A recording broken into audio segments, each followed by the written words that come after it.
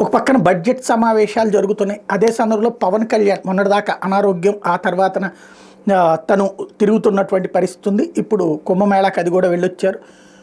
తాజాగా అసెంబ్లీలో ఒక హాల్ ఉంటుంది, ప్రత్యేకించి ఎమ్మెల్యేలు వీళ్ళందరూ కూర్చోవడానికి, ఎవరైనా వచ్చినప్పుడు మాట్లాడుకోవడానికి, లేదా నలుగురు ఐదుగురు ఎమ్మెల్యేలు కూర్చొని మాట్లాడడానికి అసెంబ్లీ హాల్ అని. అక్కడ కాస్త లగ్జూరియస్గానే ఉంటుంది. అక్కడ దాదాపు గంట సేపు చంద్రబాబు నాయుడు, పవన్ కళ్యాణ్ భేటీ అయ్యారు.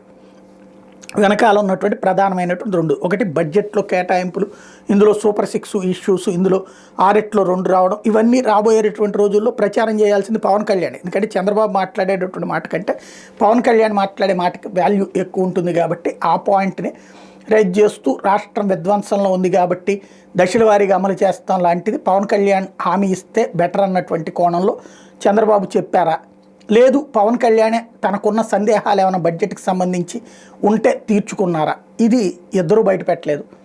బట్ ఎమ్మెల్సీకి సంబంధించి ఏదైతే ఎమ్మెల్యే కోట ఎమ్మెల్సీలు 5, అందులో ఒకటి నాగబాబుకి ఇస్తారన్న ప్రచారం ఉంది. ఆల్రెడీ నాగబాబుకి మంత్రి పదవి, ఎమ్మెల్సీ అన్నటువంటిది ఇంతకుముందే చెప్పున్నారు కాబట్టి ఇప్పుడు అది వచ్చింది కాబట్టి దాని గురించి మాట్లాడారా, అట్లాగే భారతీయ జనతా పార్టీకి కూడా ఒక ఎమ్మెల్సీ ఇవ్వాలి అన్నటువంటిది పొత్తుధర్మని ఏమైనా చెప్పారా, లేదు అసలు దానికి సంబంధించి చంద్రబాబు గారి వైఖరి ఏంటో తెలియజేశారు. ఎందుకంటే పిఠాపురం వర్మ అంశం కూడా పవన్ కళ్యాణ్ మాట్లాడాల్సినటువంటి అవసరం ఉంది. తను ఆయన ఫ్యూచర్ని నేను చూస్తాను ఇబ్బంది లేకుండా అప్పట్లో ఆయన హామీ ఇచ్చున్నారు పవన్ కళ్యాణ్, అది కూడా మాట్లాడారన్నది చూడాల్సి ఉంది.